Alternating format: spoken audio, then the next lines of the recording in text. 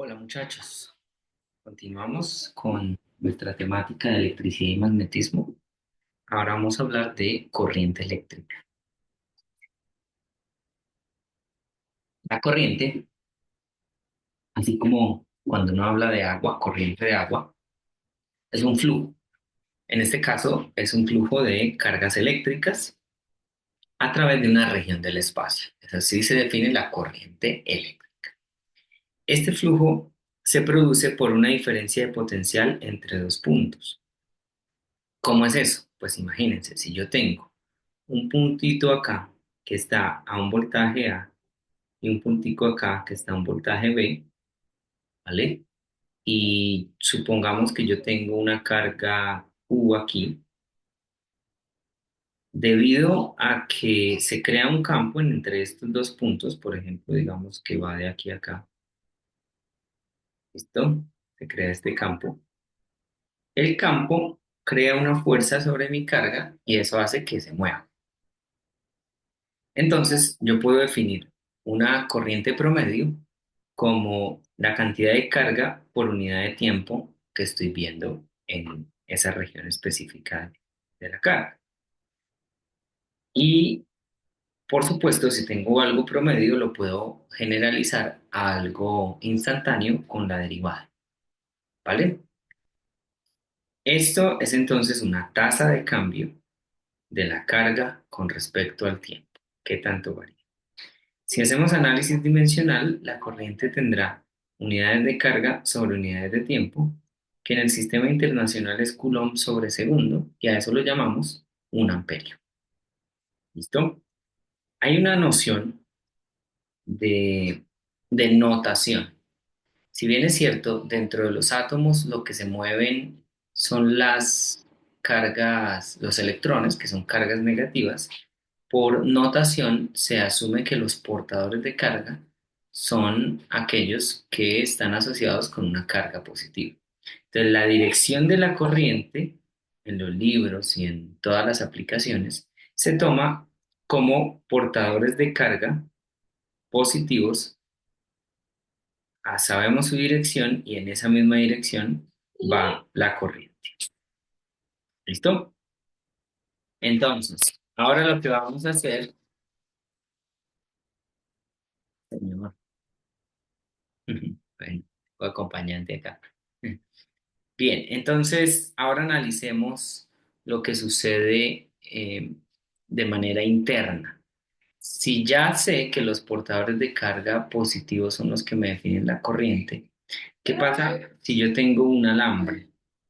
Si yo tengo un alambre, esto se ve de esta manera. Digamos que el alambre está acá. Supongamos que tengo una sección transversal aquí, tal como en este caso. Y voy a asumir que tengo unas cargas Q, que es positiva. Hay varios portadores de carga. Esto tiene asociado un área A y voy a suponer que me voy a mover una distancia delta X.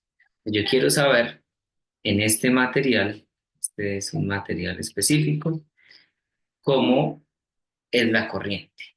Bien, me va a interesar solamente este pedazo, el delta X, solo me interesa, y voy a asumir que este señor se mueve con una velocidad que voy a llamar una velocidad de arrastre, una velocidad de la carga.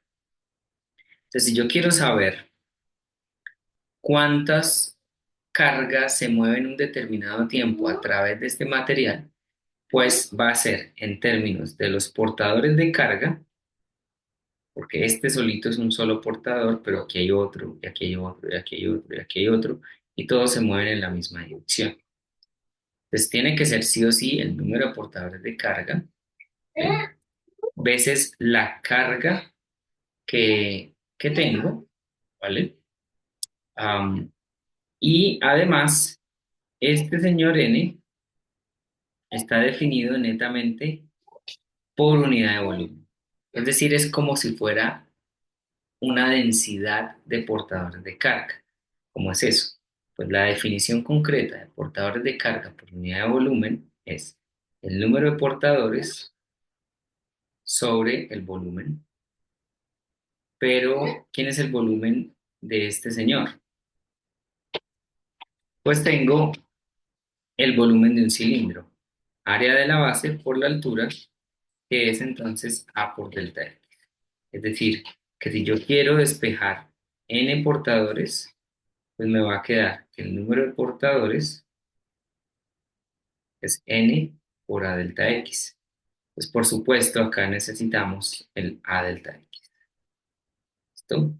Y esa es entonces la carga total que se mueve dentro de mi material en un determinado tiempo.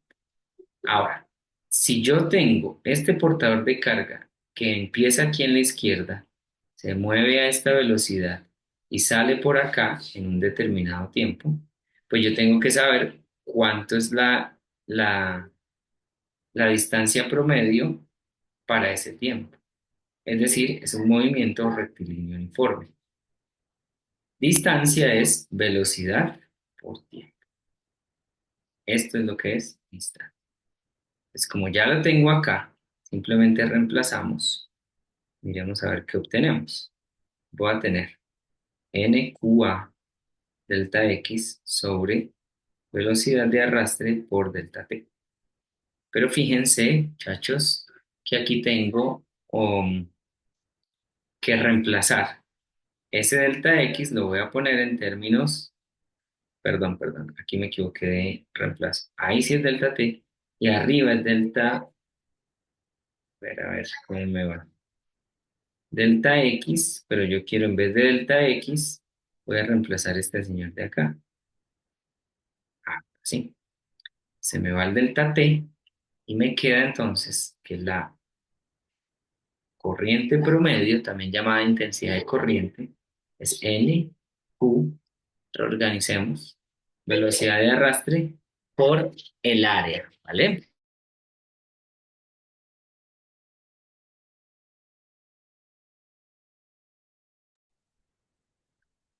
¿Vale? Entonces, tenemos el modelo microscópico de la corriente. De nuevo, repito, a veces se le conoce como intensidad de corriente, pero yo creo que es un nombre muy largo, ¿no? Corriente, corriente eléctrica. Listo. Conocemos de un material, podemos conocer varias cosas. Lo único que no hemos definido en este caso es esta señorita de acá, que se conoce como la velocidad de arrastre. Esa velocidad de arrastre es la rapidez promedio de los portadores de carga y depende definitivamente del material. Hay materiales propensos a dejar que se muevan las cargas libremente y hay otros que no les gusta que se muevan. De esos vamos a hablar ahorita. Por ahora, pensemos en esto. Yo tengo aquí cuatro situaciones y yo quiero que ustedes pausen el video y piensen cuál de estas cuatro tiene la mayor corriente, de acuerdo a la definición de corriente eléctrica como el flujo de portadores de carga positiva. Bien, ya que lo pensaron, pues ahora hagámoslo juntos. Yo sé que la corriente se define como portadores de carga positiva. Si hay una negativa a la izquierda, es lo mismo que hubiese una positiva a la derecha. Pues en vez de hablar de cargas positivas a la izquierda, las cambio por cargas negativas a la izquierda, las cambio por positivas a la derecha. Entonces, en este caso, la corriente en A, hablemos de magnitud, pues es de 5 cargas, sin unidades, pues. En este caso, nos vamos de 4 a la izquierda, pero como está en valor absoluto sería 4. Aquí 4 cargas a la derecha, o sea, sería valor absoluto 4 por unidad de tiempo. Y esta, recuerden, la clave está en la reemplazo por una positiva hacia el otro lado. Es decir, me quedan dos portadores positivos a la izquierda, que es menos 2, pero con el valor absoluto es 2. Entonces, ya puedo decir cuál corriente es más grande. Queda IA es mayor que IB igual a IC mayor que ID. Y me quedaría. Ah, pero era de menor a mayor. Bueno, sí, no importa. Ahora veamos un ejemplo de cálculo de la velocidad de arrastre de una lámpara. Usualmente, los alambres de cobre vienen en diferentes calibres. Este que vamos a considerar es un calibre 12. Ese calibre 12 tiene asociada un área específica, que es de este valor, 331 por 10 a la menos 6 metros cuadrados. ¿Ok? Entonces, el calibre tiene un área específica. Y también el problema me dice, si la corriente es de 10 amperios, ¿cuál es la velocidad de arrastre de ese cobre? ¿Cómo va la cosa? Yo tengo el átomo de cobre, supongamos que ese es el núcleo, y por acá pues voy a tener un electrón que se mueve, ¿vale? Esos electrones llamados de valencia son también llamados electrones libres. Para el caso del cobre, yo puedo asumir que hay un electrón libre que aporta a la corriente por cada átomo. Y eso es lo que pongo acá. Poner un electrón libre por cada átomo de cobre. ¿Listo? Una vez tengo eso, me voy a las cosas que conozco del cobre. Yo sé la masa molar del cobre, 63,5 gramos por cada mol. Ahora, una mol, ¿cuántas moléculas tiene? Pues el número de Avogadro. ¿Listo? Y cada molécula de esas va a representar un electrón moviéndose en dirección opuesta a la corriente. Entonces, el volumen de una mol de cobre es la masa molar sobre la densidad del cobre.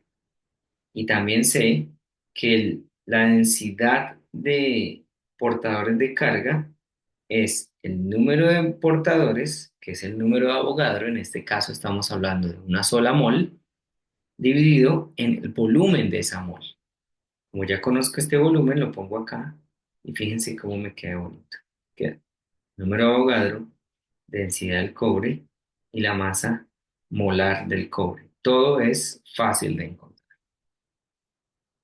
Así que, bueno, aquí puse la densidad del cobre para referencias en términos de gramos sobre centímetro cúbico. ¿Eh?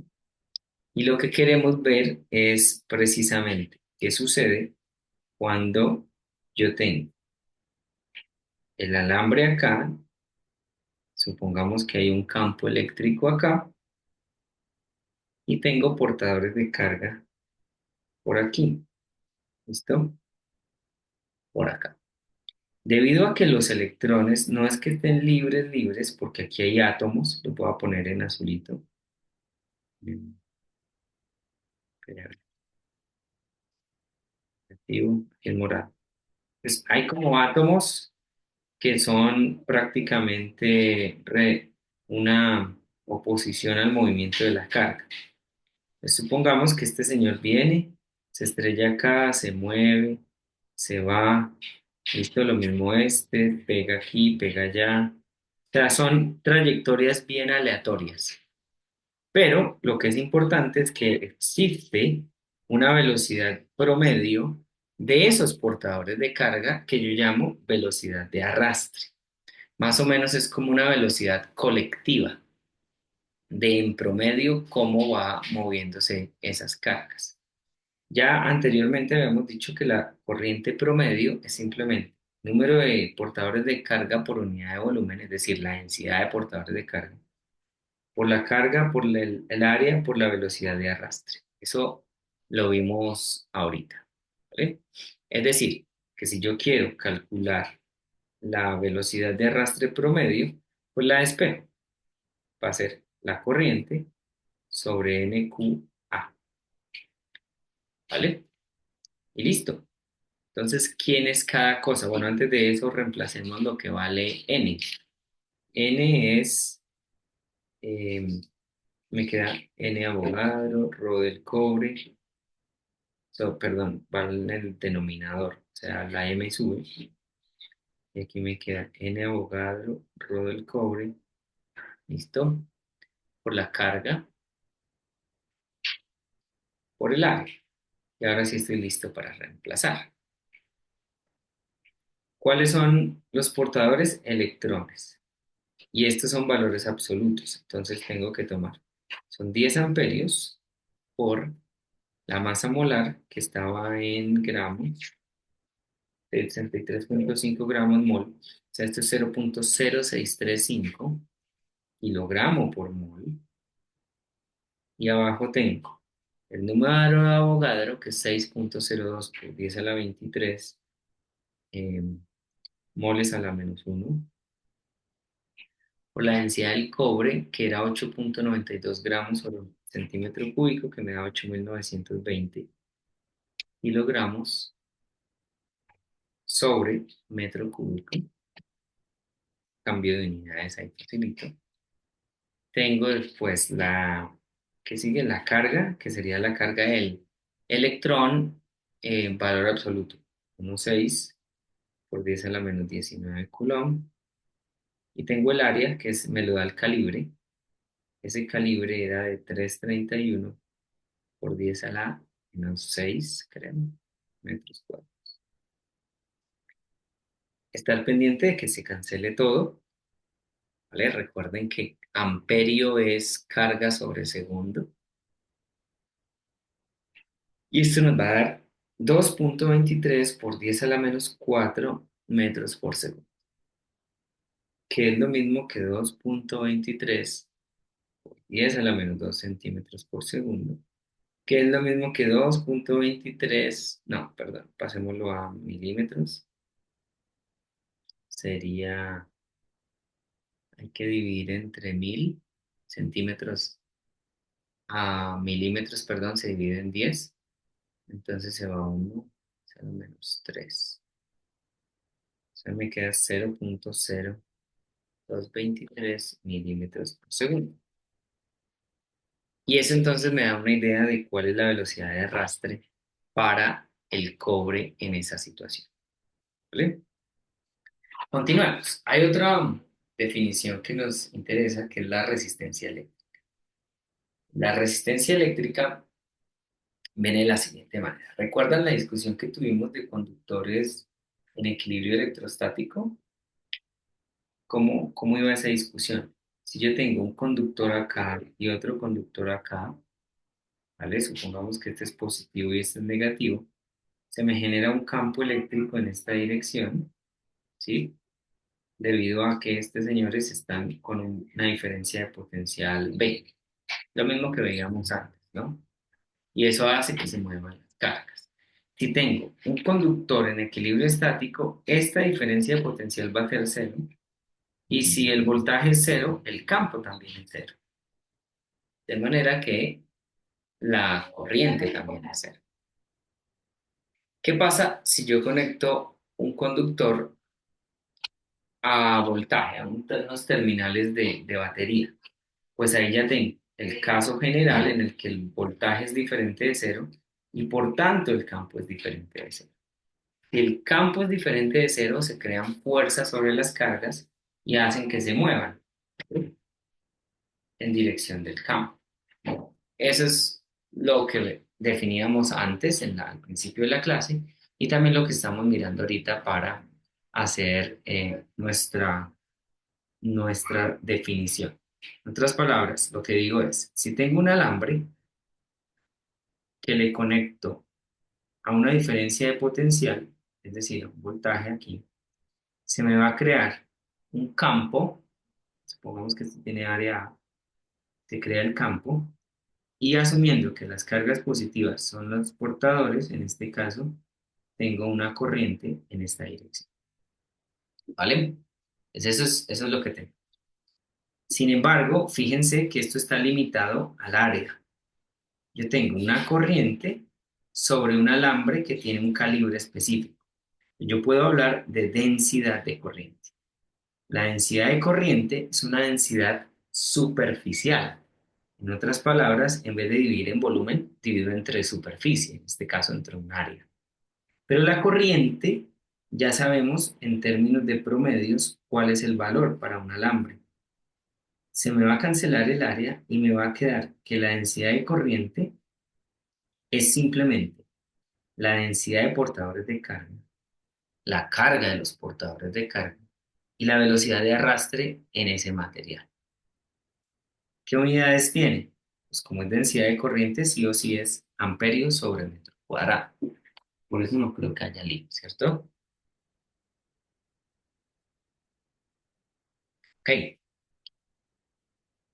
Algunos materiales tienen una característica bien chévere, y es que la densidad de corriente es proporcional a la magnitud del campo, en donde esa constante de proporcionalidad se le denomina conductividad, y esa conductividad depende solo del material conductor.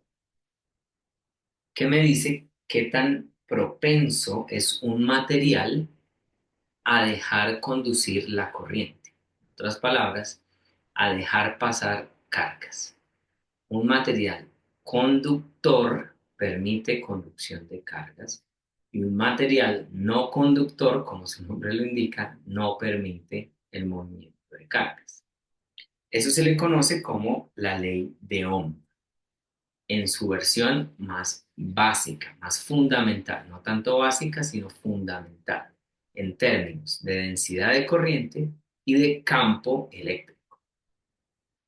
Entonces, como son solo algunos materiales, a los que obedecen esa ley los llamo material ómico y a los que no, materiales no ómicos. ¿Listo? Miremos un análisis aquí más detallado. Yo tengo la diferencia de potencial, tengo la corriente, un área, tengo el campo y una longitud L, ¿vale? Recordemos que yo puedo decir, o la definición mejor, en valor absoluto, si quieren hagámosla completa. La definición integral es E punto de L. Si hago el valor absoluto, pues esto se vuelve más y me queda, cuando el campo es uniforme, que lo puedo sacar, me queda E por la integral de dl, que es E punto delta L, o X, como quiera uno llamarlo. Si esto es de 0 a X, pues me queda E punto X, ¿vale? Si son paralelos, pues me queda EX, asumiendo que el coseno es de 90. Coseno, perdón, paralelos es 0. Coseno de 0 para que sea 1. Como es un producto puro. Pues en términos de magnitudes, me voy a olvidar de las barritas, voy a asumir que simplemente estoy tomando magnitudes.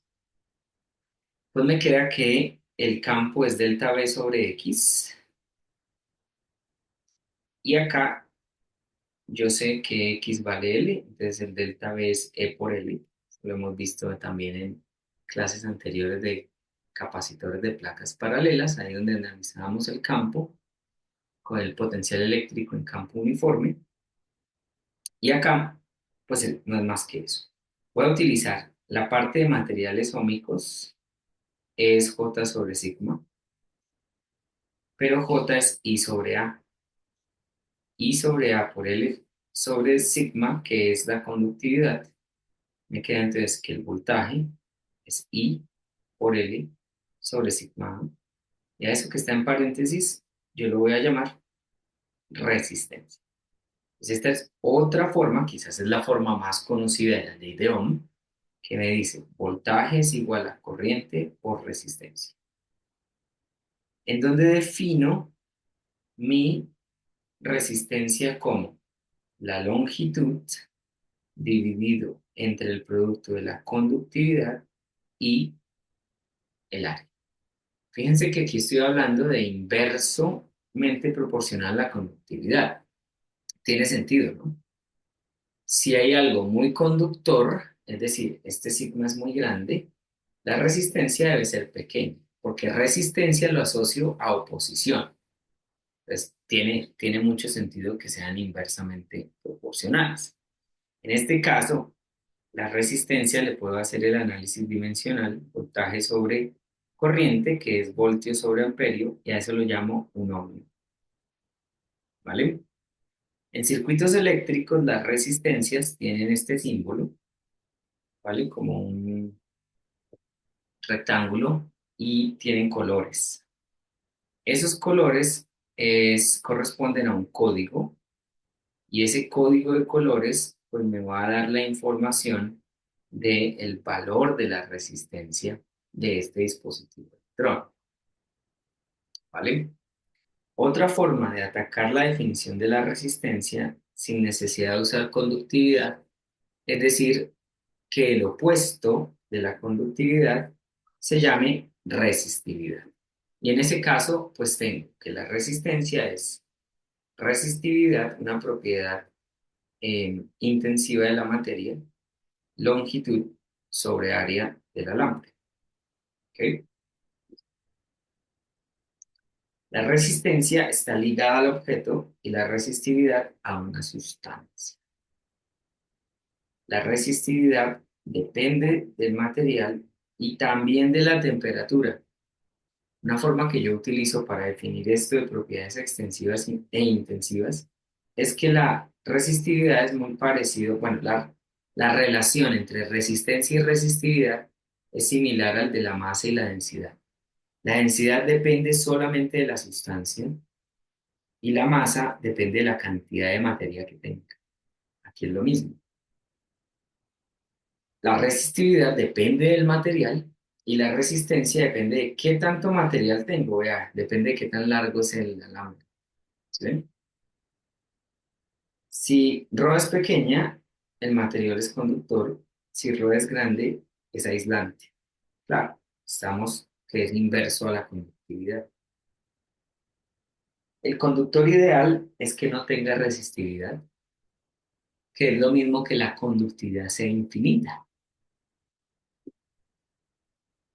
Y el aislante ideal, pues es que la conductividad sea cero, aislante, y entonces la resistividad será infinita. Entonces, otra vez, materiales ómicos es delta V y E. Y aquí podemos analizar algo. Yo puedo ver que la condición de un material ómico siempre va a ser que si yo mido la diferencia de potencial en función de la corriente, voy a tener unos datos que me dan una linealidad, en donde la pendiente es igual a R, la resistencia. Si es no ómico, pues no va a ser lineal, sino que va a ser una curva. Puede ser así o puede ser así, ¿vale? Y este es un ejemplo de un diodo de unión, simplemente otro elemento electrónico. Veamos, veamos un ejemplo, ¿ok? Veamos un ejemplo.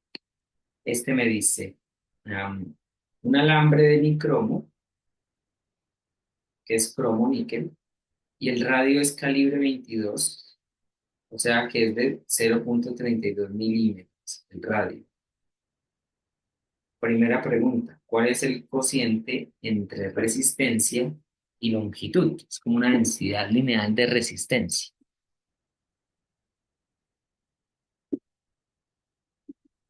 O resistencia por unidad de longitud. Pues fácil, ¿no? Yo tengo las definiciones. Rho L sobre A, paso este a dividir, me queda que R sobre L es Rho sobre A, busco un aproximado del cromoníquel de la resistividad, que es 1 por 10 a la menos 6. A veces se encuentra 1, 2, pero supongamos que es 1 para efectos prácticos del cálculo. Y el área es pi por radio al cuadrado. Como son 0,32 milímetros, lo paso a metros. Y encuentro que es 3,1 ohmios sobre metro. O sí, yo lo mencioné, no me acuerdo. Sí, un voltio sobre amperio se llama ohm, un ohmio, debido a la ley de Ohm, a Ohm, mejor. B, si tengo una diferencia de potencial de 10 voltios en un metro, ¿cuál es la corriente? Pues delta V sobre R, tengo todo, R sobre L por L, me queda metro sobre con metro, y me da 3,2 amperes. Amperes. ¿Listo? Veamos otro. Este es bien interesante. Esto es un cable coaxial. Un cable coaxial tiene un conductor interno y un conductor externo. Y en la mitad hay un material que es polietileno. Ese polietileno se intenta tener que tenga unas características bien especiales y es que no deje fugas de corriente. Que la corriente solo vaya, ya sea en esta dirección o en esta, a lo largo de la longitud. Que no haya pérdidas de señal aquí, perpendiculares. Consiste dos conductores concéntricos, ¿vale? Las fugas con dirección radial son indeseables. No queremos fugas, ¿ok? Me dan radios, me dan la resistividad del polietileno, ven que es bastante grande, 10 a la 13, y tenemos que encontrar la resistencia del polietileno entre los dos conductores. Veamos cómo nos va. Yo no quiero que hayan estas corrientes en dirección radial.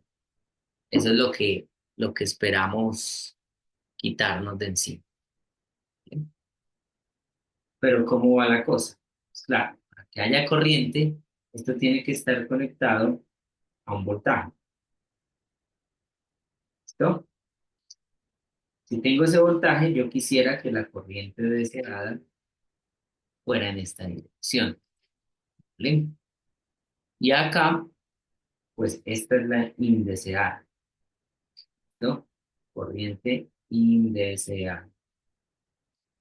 ¿Vale? Básicamente eso es lo que tenemos. También, fíjense que aquí ya tengo más o menos el camino que yo debo seguir. Agarro un R, hago mi análisis ahí y me muevo un DR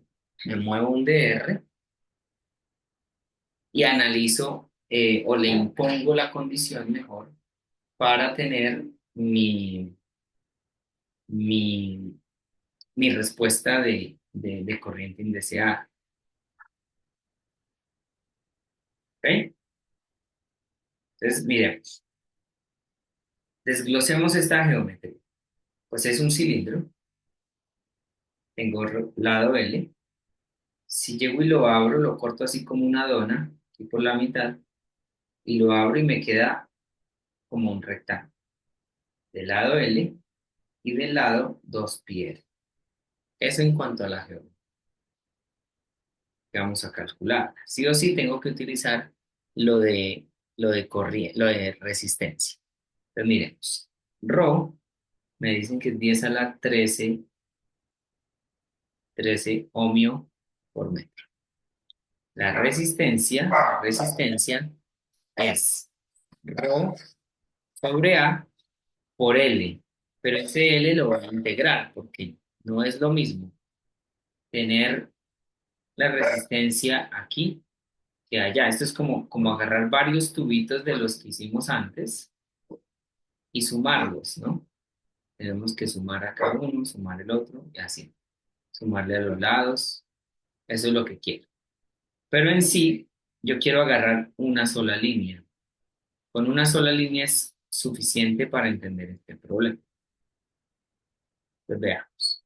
La longitud de donde la agarro, pues es con el DR, ¿vale? Con el DR. Quizás sea mejor poner esta integral aquí, porque no sabemos, bueno, sí sabemos que el ρ es constante y puede salir de la integral, pero el A no tanto, el A no tanto. ¿Por qué? Porque el A es 2πr por la longitud total. Otra vez. Este es el R para un R fijo, que es este. Agarro a este señor, el verde oscuro, lo corto acá, lo abro y me queda esto. ¿Listo? Vean que este 2π y este L se van. salen de la integral. Rho 2 pi L, la integral de dr sobre L, de A hasta B, porque aquí es donde vive el polietileno. ¿Ok? Entonces, eso sabemos que es un logaritmo evaluado de A hasta B. La resistencia es 10 a la 13 ohmiómetro sobre 2pi por 15 centímetros, que son 0,15 metros.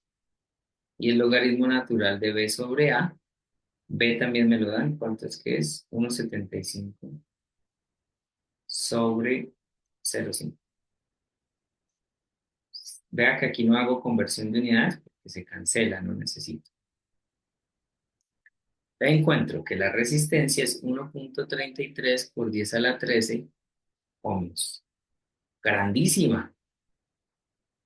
Ni siquiera es grande, es grandísima. ¿Vale? Como la corriente es proporcional a la resistencia, perdón, inversamente proporcional a la resistencia, ¿cómo sé eso? Acuérdense, delta V es I por R. Es decir, que I es delta V sobre R. Son inversamente proporcionales. Si R tiende a infinito, la corriente va a ser igual a cero. Entonces, la corriente radial es prácticamente cero. ¿Listo? Vamos a comparar eh, un alambre de cobre normal. ¿Listo? Es comparación en resistencias.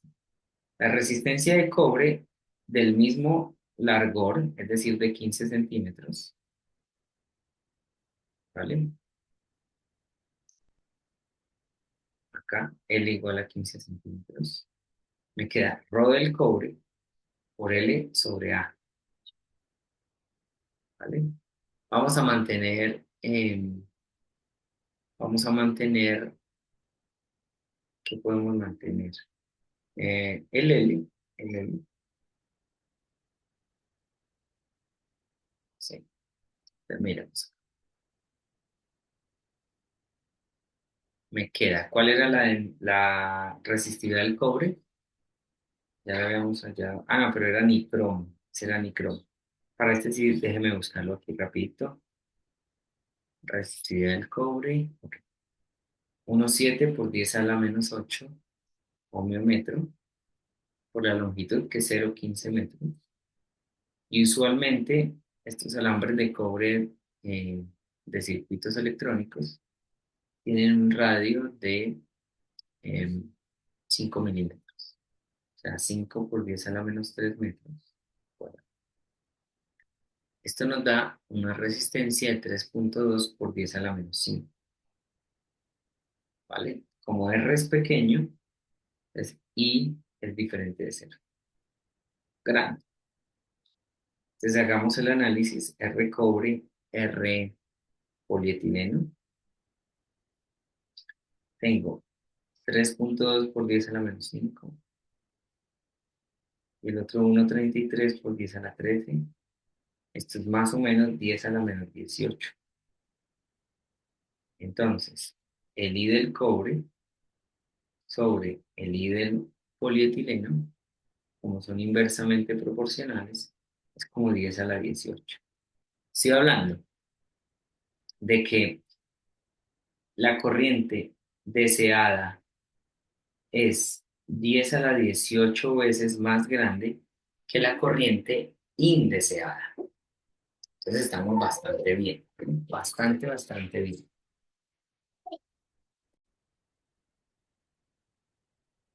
Bien, casi toda la corriente corresponde a la carga que se mueve a lo largo de la longitud del cobre. Entonces, en otras palabras, I deseada es más o menos 10 a la 18 veces la I indeseada. Listo. Les había mencionado que la resistividad dependía de la temperatura y del material. Por eso es que yo puedo definir la resistividad de esta manera, como una función matemática que tiene una constante, ρ sub 0, pero que tiene una dependencia de la temperatura. Esto de aquí es temperatura. El alfa es un coeficiente de temperatura de resistividad que depende del material, otra vez. Y el ρ sub 0 es la resistividad en una temperatura de referencia. Fíjense que si T vale T0, esto se va para 0 y me queda algo 0. Una forma de escribirlo es así. Rho menos Rho sub 0, es decir, el cambio en resistividad para un cambio de temperatura, viene de esta manera. ¿Ok? Forma de escribirlo. Y por tanto, alfa es delta Rho sobre Rho sub 0 sobre delta T. Análisis dimensional, esto es sin dimensiones. Y me queda 1 sobre las dimensiones de temperatura, es decir, Celsius a la menos. O también Kelvin a la menos 1. Kelvin es otra forma de medir temperatura, ¿vale? Debido a que la resistencia es proporcional a la resistividad, pues tengo la misma forma de matemática de describir la resistencia en función de la temperatura.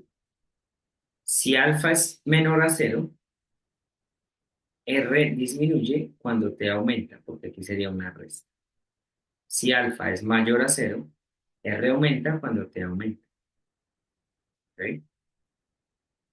Ejemplos de alfa negativos es el cobre. El cobre tiene un coeficiente negativo, el silicio también tiene un coeficiente negativo que corresponde a este comportamiento. Cuando tú calientas el carbono, la resistencia disminuye, o el silicio. Ejemplos de alfa positivo, cobre, tungsteno, casi todos los metales. Se calientan los metales y la resistencia aumenta. ¿Ok?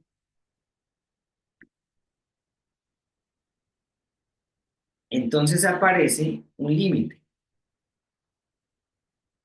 Porque miren, la resistencia es proporcional a la temperatura. Entonces yo digo algo acá. Aumenta la temperatura y aumenta la resistencia.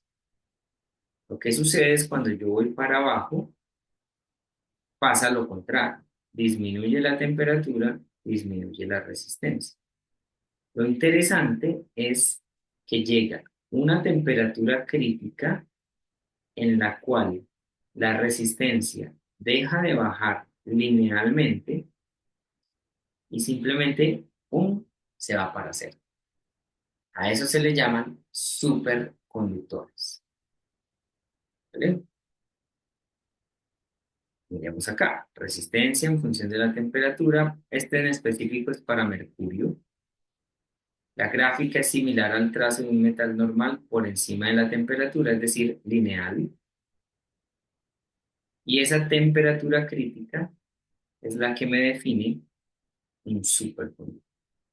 Que debajo de una temperatura específica, en este caso un Kelvin, yo puedo quitarme las resistencias para siempre. Ahora, para llegar a estas temperaturas tan bajitas, recuerden que, no sé si recuerdan en algún curso anterior o en el colegio, la escala Kelvin se relaciona con nuestra escala de Celsius restándole 273. Es decir, si acá estamos a 15 Celsius, en Kelvin será de menos 200, ¿cuánto es 15 menos 273? 268, ¿no? A menos 268 Kelvin. ¿Vale? Eh, en este caso, entonces, perdón, lo contrario, vean, ¿qué me está pasando? Entonces tenemos que para ir de Kelvin a Celsius, no le digo, yo tengo que sumarle a Kelvin 273 para poder tener 1000 grados en Celsius. ¿Qué caracteriza esa escala Kelvin? La escala Kelvin es con el cero absoluto. Ese cero absoluto significa que no hay vida, no hay nada de vida, nada, nada, nada, ¿vale? Y ese cero Kelvin se encuentra a menos 273 Celsius, ¿vale? Eso es lo que corresponde. Quiere decir que 4 Kelvin corresponde a menos 269 Celsius. ¿Han escuchado alguna vez algo tan frío? Si 0 Celsius es frío, imagínense menos 263, 69 Celsius. Mucho, ¿no? Para llegar a esas temperaturas tan bajitas, hay mucho dinero de por medio. Se utiliza nitrógeno líquido, se utilizan muchas técnicas para enfriar estos metales. Esto se ha logrado 4.15. Más para abajo, difícil y muy costoso. Pero también, ¿qué es lo que sucede acá? Hay una discusión interesante. Los superconductores, que son aquellos que no tienen resistencia, en este caso, en mediciones recientes se han encontrado resistividades tan pequeñas como 10 a la menos 25, comparada con la del cobre 10 a la menos 17. O sea, 17 órdenes de magnitud más pequeño que la resistividad del cobre. Eso es bastante, prácticamente cero. ¿Vale? Si yo llego a tener resistividad de cero a temperatura ambiente, nos volvemos millonarios. Y en eso hay mucha investigación. Se llaman superconductores a temperatura ambiente. Esta, este fenómeno fue descubierto por ONS, es Eike ONS, y por eso se volvió muy famoso en lo que fue las ciencias. Esa temperatura crítica depende de varias variables, el material, por supuesto, la estructura molecular, pero también de la composición química en sí y de la presión a la que esté el material. Por ejemplo, el aluminio es 1,19 Kelvin, el zinc 0,88, y esta aleación tan bonita, tiene mercurio, bario, calcio, cobre y oxígeno, se llega a 134 Kelvin, que todavía equivale a menos 140 Celsius, que es muy, muy, muy, muy, muy, muy, muy bajita esa temperatura. ¿Qué hacen? Empiezan a jugar con otras aleaciones y quieren subir esta temperatura, subirla hasta unos 15 Celsius, ¿vale? ¿Qué relación tienen estos superconductores o cómo las definimos? En fin, si yo tengo un superconductor y le pongo una corriente, la corriente va a persistir sin necesidad de una diferencia de potencial aplicada, ya que la resistencia cero, ¿vale?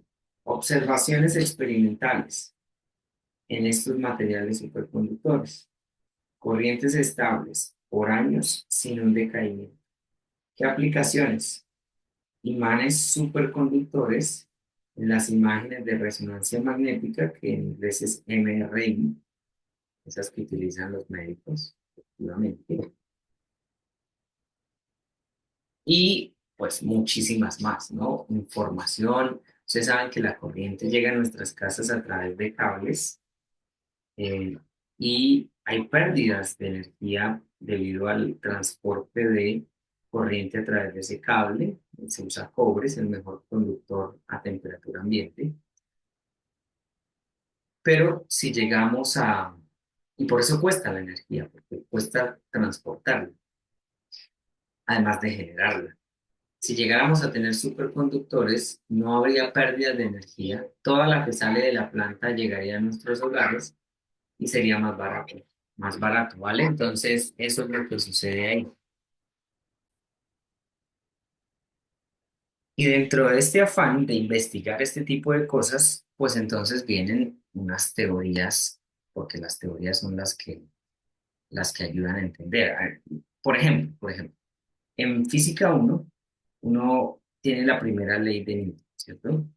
En la primera ley de Newton uno dice, si me voy al espacio exterior y le doy un empujoncito a una masa, ella va a agarrar una velocidad. Pero como no hay una fuerza que lo detenga, es decir, no hay aire ni nada de eso, resistencia, pues ella se va a mover siempre, siempre, siempre, siempre. Eso es exactamente lo que sucede acá con la teoría de, de, de superconductividad. La superconductividad me dice, si le doy un empujoncito a una carga, es decir, carga en movimiento significa corriente, pues va a persistir por siempre porque no va a tener resistencia. Entonces ellos dijeron, pues hagamos nuestras propias leyes para esto. Y es donde sale la teoría de la superconductividad. Teoría BCS por sus autores Barden, Cooper y Schrieffer, que se ganaron el premio Nobel por esa teoría en 1972. Premio Nobel de Física. ¿Sí? Eso es bastante interesante. Todavía tiene muchas aplicaciones y esa investigación sigue en curso. Otra de las características que podemos describir acá es el de la potencia eléctrica. Si yo tengo un circuito eléctrico, tengo un circuito eléctrico que es básicamente una fuente y unos elementos electrónicos, que para este caso nuestro elemento fundamental sería una resistencia, podemos analizar lo que sucede alrededor de estos puntos, de AB, de CAD, de A, todo esto. Asumamos que la resistencia del alambre es cero, ¿vale? Entonces, si yo tengo resistencia cero, me voy a preocupar solamente por estos cambios de A a B y de C a D. ¿Por qué? Pues porque de B a C no va a pasar nada, la resistencia es cero. ¿Listo? Ah, miremos. Y de hecho, esa es una de las cosas que ustedes deben asumir. A no ser que me digan lo contrario, puedo asumir que el alambre en un circuito tiene resistencia cero. Se comporta como un superconductor. Entonces, miremos qué pasa cuando yo muevo una carga alrededor de mi circuito. Miremos a ver qué sucede. Si voy de A hasta B, de A hasta B, entonces, ¿qué tengo? Pues tengo un aumento de energía potencial, porque estoy en un potencial negativo a un potencial positivo, estoy aumentando mi energía potencial. Es como tener en el campo gravitacional, cojo una masa m a una altura h inicial y la llevo a una h final. Al ir de aquí a acá, estoy aumentando mi energía potencial gravitacional. Acá es lo mismo. Tengo un aumento de energía potencial eléctrica, que es esto que pongo acá. Ya vimos ese concepto que es Q por delta V, ¿vale? Y ahora, de C a D, como tengo una resistencia, la resistencia significa pérdida, entonces voy a tener una caída de potencial. La energía potencial eléctrica disminuye. ¿En qué se transforma esto? Se transforma, y es que recordemos que la energía no se pierde, ¿no? La energía, hablamos de conservación de energía y decimos que la energía ni se crea ni se destruye, solo se transforma.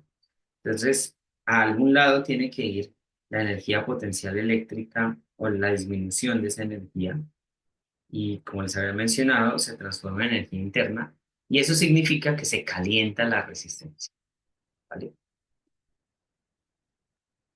Como antes de BAC y de DA no hay nada porque como es resistencia cero, no se ve afectado en nada, ni pérdidas ni ganancias. Y entonces, ¿qué puedo yo hacer con eso? O sea, ¿qué gano analizando esos puntitos? Pues puedo mirar cómo cambia la energía, el cambio en el tiempo de la energía eléctrica, energía potencial eléctrica, pues vengo y miro qué es. Esta vaina es Q por voltaje. ¿Listo? Porque energía es Q por delta V. ¿Ok? El voltaje lo mantengo igual, es decir, sale de la derivada y me queda simplemente delta V acá, me queda la derivada de Q. ¿Pero eso qué es? Esa es la corriente instantánea, ¿se acuerdan? Al principio de la clase de hoy. Entonces, la tasa de cambio de la energía potencial eléctrica, esto es tasa de cambio, de la energía potencial eléctrica es igual al producto entre la corriente y el voltaje. A eso lo llamo potencia. La potencia es la tasa de cambio de la energía potencial eléctrica. Puedo ir incluso más allá. Si utilizo la ley de Ohm, en términos de voltaje, tenga I por R, entonces quedo con que P puede ser o I cuadrado por R, por un lado, cuando reemplazo delta V, o si reemplazo I me queda delta V cuadrado sobre R. Esto es muy útil en los circuitos, porque cada dispositivo electrónico viene asociado con una potencia. Y esa potencia me da una idea de qué tanto voltaje yo puedo ponerle a mi dispositivo sin que se queme, porque vea, energía interna y eso se calienta y se puede dañar. Entonces, es útil en lo que es aplicaciones a circuitos electrónicos. Veamos un ejemplo acá. Si en la mañana me da pereza bañarme con agua fría y más bien utilizo un calentador eléctrico que está enchufado a 120 voltios, asociado con una resistencia de 8 ohmios, ¿cuál es la corriente y cuál es la potencia? Otra de las definiciones que quizás se me olvidó acá para conectar de pronto es una conexión más útil. En física uno nosotros sabemos que la potencia es trabajo por unidad de tiempo, pero trabajo es energía sobre tiempo. Es decir, la potencia me dice qué tan rápido puedo hacer un trabajo. Eso es la potencia. Se mide en vatios, kilovatios, todas estas cosas. Pues quizás me acabé de acordar, entonces quise decirles. En este caso vamos a calcular la potencia de mi calentador eléctrico. Supongamos que es un alambre de cromoníquel, ¿vale? El que está enrolladito ahí y que me calienta el agua. La corriente es voltaje sobre resistencia, tengo todo, son 15 amperios. Y la potencia es I cuadrado por R. Ya tengo 15 amperios, la resistencia que es 8, y tengo entonces 1800 ohmioamperios. Eso lo defino como un vatio, que es lo mismo que joule sobre segundo, ¿no? La misma definición de antes. En otras palabras, esa potencia de ese calentador es de 1,8 kilovatios. Vayan, miren su nevera, miren su televisor, a ver qué potencia tienen y vean cómo la relacionan como tarea, cómo la relacionan con el recibo de luz que les llega a su casa. ¿Qué le están cobrando a ustedes? Potencia, energía, porque hay otra unidad que es kilovatio hora, ¿no? ¿Qué quiere decir eso? Les dejo ahí de tarea para que. Bueno, muchachos, un abrazo. Chao, chao.